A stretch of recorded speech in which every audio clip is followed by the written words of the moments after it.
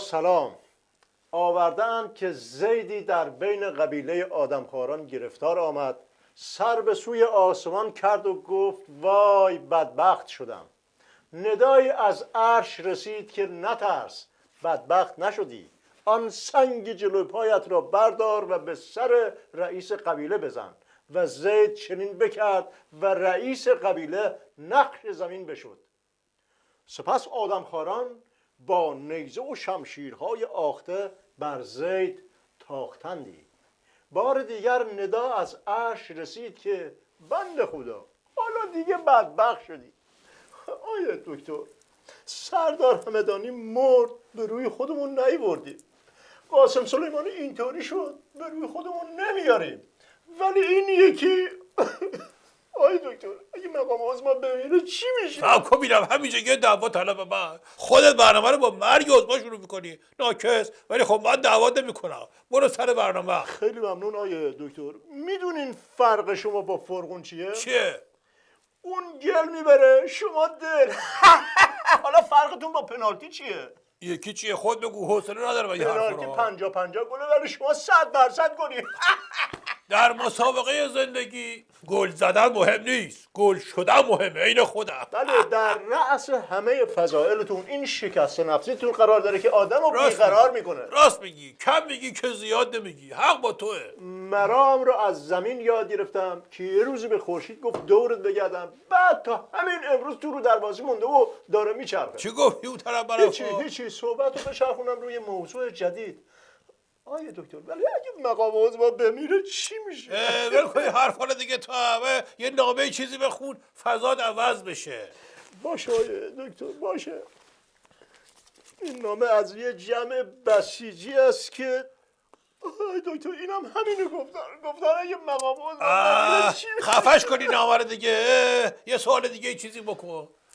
این همه سوال داری. دکتر، این حاجی رفسنجانی و نفراتش این همه به پرپای مقام عظما میپیچن، اینا نظام و برابر دشمنا تضعیف نمیکنن. خوب نیست عظما یه بار با تمام قوا بزنه که دیگه بلند نشن. تو هم گرفتی ما رو. بدبخت بیچاره زورش کو. اگه داشت که میزد، ولی زور میخواد. مرحوم ابوی همیشه میفهمیدم از بهادر. عرض میکردم بله، میفهمیدن یارو روز زانوش جای سوختگی دید، رفت به مادرش گفت این چیه؟ مادره گفت 6 سالت بود، شلوارک باد بود. چهارشنبه سوری با پسرم باد رفت یا رو آتیش پریدی. پسره گفت پس تو آتیش چهارشنبه سوری سوخته. مادره گفت نه خیر، اونجا نسوختی. وقتی اومدی خونه خودم با قاشق سوزوندمت که دیگه بی اجازه نری بیرون. روشن شد یا چی بذارم که این آتیش چهارشنبه سوری بسوزی. محمد رضا نقدی رئیس بسیج نوشته بسیجی مسئله دار شدن که چرا جوانای خارجی محل سگم به نام مقام عظما نذاشتن. سردار نقدی نوشته البته خودم بهشون جواب دادم که شما لازم نکرده کاسه داغ‌تر از آش بشین. خود مقام عظما انتظار نداشت که محل سگ بهشون بذاره. آخه نقدی شیرین مغز، حقا که خون بسیجی تو مغزت میچرخه. جواب تو که از سال اونا پرتر احمق، بزن تو دهن داغون.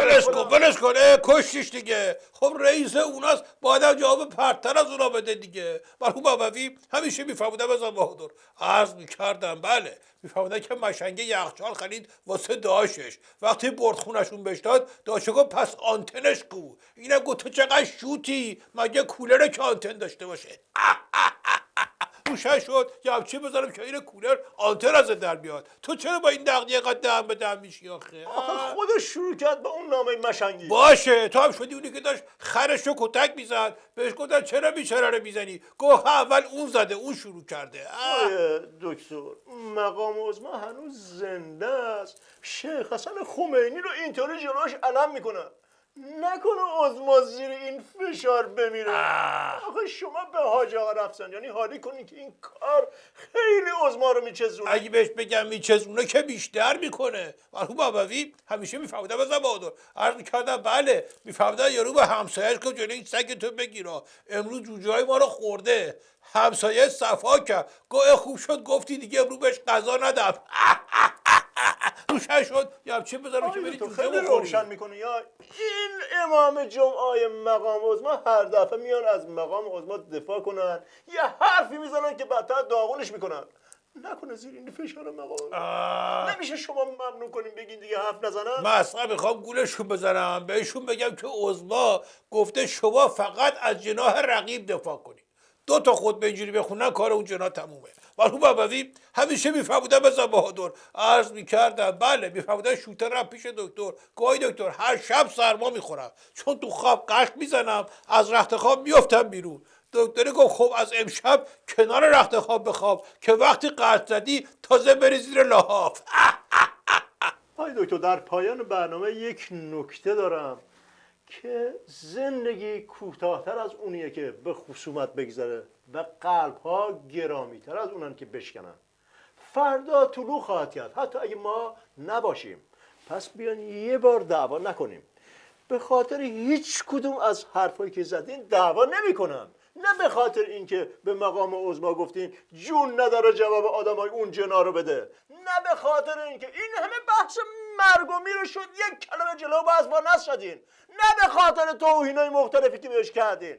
هرچی من هیچی نمیگم تو یک قدم میاد جلو. بیرا نگاه گرامی شما خودتون شاهدین ها. این خودش شروع شد. من نشسته بودم اینجا آروم جنتلمن خونسرد ولی خودش خونه منو به جوش آورد. صاحب کن بیرم ناچه تا فکری من من